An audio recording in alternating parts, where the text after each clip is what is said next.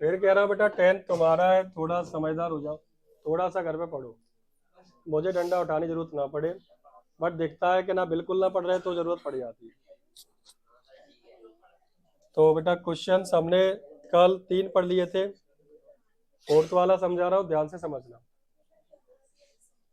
Question है आपका, क्या सुन ले, कौन सा चैप्टर था ये, चैप्टर 9, क्या नाम था किताब का या चैप्टर का, the book that saved the earth.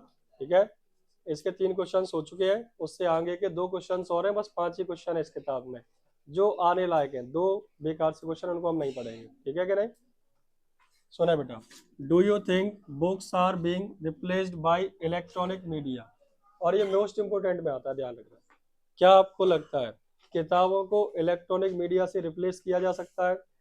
इसको इलेक्ट्रॉनिक मीडिया कहते हैं। जो किताब छप रही है आपके सामने, ये इलेक्ट्रॉनिक है, और जो आपके हाथ में होगी वो कैसी है, नॉर्मल बुक है। तो ऐसी इलेक्ट्रॉनिक किताबों से ये वाली किताब बदल जाएंगी क्या? कागजों पे जो छपी रहती है, क्या वो किताब हमेशा के लिए खत्म हो जाएंगी? फ्यूचर में हो सकती है, क्योंकि जरूरत ही नहीं है उसकी। जैसे मैंने जब से स्मार्ट बोर्ड खरीदा है, मैंने कोई किताब मेरी साइड में रखी है, धूल खा रही होंगी, जरूरत नहीं उठाने की, इसी में पीडीएफ खुल जाती है, पढ़ा देता हूँ। तो फ्यूचर में क्या इलेक्ट्रॉनिक मीडिया रिप्लेस करेगी नॉर्मल वाली किताबों को?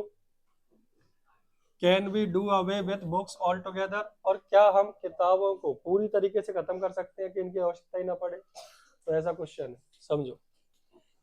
तो हमने कहा yes, these days online reading has replaced traditional books.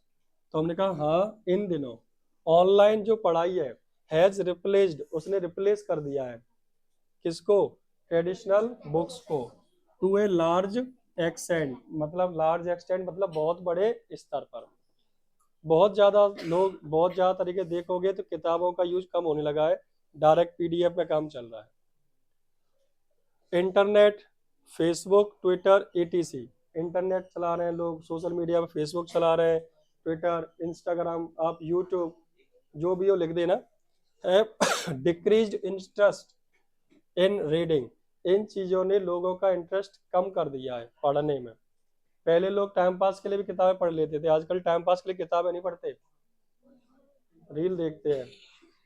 तो वो चाहे, मैं ऐसा ऐसा नहीं कि आपसे ही कह रहा हूँ, मैं भी मूड फ्रेश करना हो, 2-4 रील वहां में 2-4 देखे है आशा सुई के सो जा चुपचाप ऐसा होता है।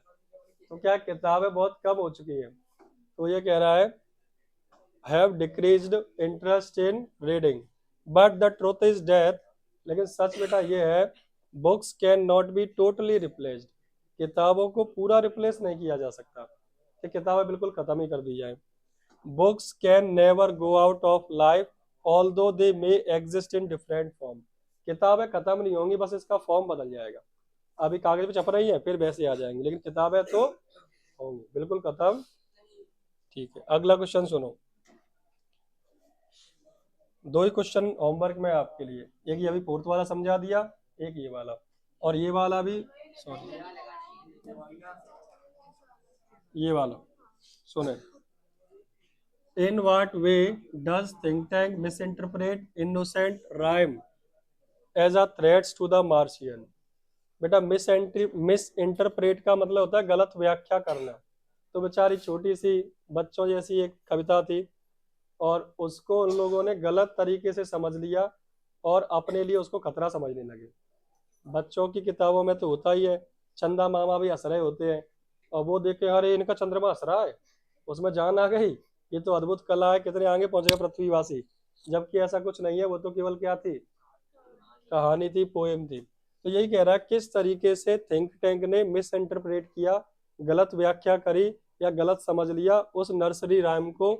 नर्सरी राइम मतलब बच्चों की छोटी पोएम को, जो धमकी लगी उसे, चेतावनी लगी, किस चीज के लिए, मार्सियंस के लगे। उसको ऐसा लगने लगा कि बस मार्स पर यानी मंगल ग्रह पर ये पृथ्वीवासी क्या करने वाले हैं, आक्रमण करने वाले। अब ये बेटा आगे क्वेश्चन पूछ रहा है, उसको लोग टीचर्स या पेपर में छोड़ देते हैं। Can you think any of incident where you misinterpret a word और एन एक्शन? क्या आप अपनी लाइफ का भी ऐसी घटना बता सकते हो जहां आपने किसी चीज को गलत पढ़ के गलत समझ लिया हो, और तुमने वो मैटर कैसे सॉल्व किया? तो ये बहुत कम ही पूछेगा, ऊपर वाली बातें पूछेगा, चैप्टर से रिलेटेड है, ठीक है। आंसर सुनना बेटा, the words like shell and silver. क्या कहा? द वर्ड्स लाइक, बेटा सुन ले, जिसका ध्यान नहीं है मैं पूछूंगा कल उसी से। जो पढ़ रहे हैं उनसे मुझे दिक्कत नहीं है, जिनका ध्यान बिल्कुल नहीं है डंडा उन्हीं पर उठता है। The words like shell and silver, उसमें कोकल सेल और सिल्वर बेल बोला गया था ना पोइम में। तो सिल्वर सेल का मतलब बेटा होता है शंख, क्या होता है? और सिल्वर तो आप जानती हो चांदी। तो उसे लग रहा था कि उस पोइम में जो बोल रहा है कि ये शंख और चांदी वगैरह है, वो लोग खेतों में उगाने लगे। काहे में? खेतों में। तो जैसे एक 12th क्लास में एक पोएम थी, जिसमें बोला था गोल्डन स्क्वेयर्स, यानी सोने जैसी एक, सोने के कलर की क्या होती है, एक लौकी टाइप की होती है। हाँ, वो खेतों में लगती थी, जंगली लौकी कहते हैं उसे। अब उसे लिख दें गोल्डन स्क्वेयर्स, तो बोलो सोचा हाँ सोना उगने लगा इनके खेतों में। ऐसी बात लिखा था सिल्वर बेल्स, तो वो क्या सोच रहे हैं कि ये सेल शंख और सिल्वर बेल्स यानी सिल्वर चांदी कहाँ उगा रहे हैं? खेतों में। मेक थिंक टैंक थिंक, उसने थिंक टैंक को सोचने पर मजबूर कर दिया कि humans grieve them in farms. और उसने क्या सोचा कि इंसान इन चीजों को कहाँ उगाते हैं? फार्म्स मतलब फार्म हाउस या खेतों में। Then there is a line about cow and moon, फिर उसमें एक लाइन थी किसके बारे में बेटा? काउ और मून, चंद्रमा के बारे में। Also the picture of Humpty Dumpty, और उसमें पिक्चर थी किसकी? और हम्टी डम्टी कैसा दिखता था? बिल्कुल थिंक टैंक की तरह। And the rhyme of great fall, और उसमें एक राइम लिखी थी, Humpty Dumpty set on the wall and fall from the wall, उससे गिर गया और क्या हो गया? कद्दू की तरह फट गया। मेक थिंक टैंक, या थिंक टैंक है, उसने थिंक टैंक को सोचने पे मजबूर किया। थिंक मतलब सोचना, कि humans were about to invade Mars, कि इंसान क्या करने वाले हैं? मार्स पर आक्रमण करने वाले हैं। और उन्होंने तो मेरा चित्र भी बना लिया, वो मुझे जानते हैं ऑलरेडी, अब हम मरने वाले हैं, मार्स पर अटैक होने वाला है।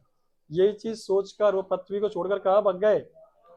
अच्छा, पृथ्वी को छोड़ा सो छोड़ा, अपने जिस मार्स पे वो रहते थे वहां से भी पूरा खाली करके भाग गए वो। समझ में आई बात? इतना सा याद करना है बस। तो ये 2 क्वेश्चन का होमवर्क है आपका, कल पढ़ के आएंगे। एक जो चैप्टर 6 बचा है उसको कल ही पूरा पढ़ा दूंगा। चलो।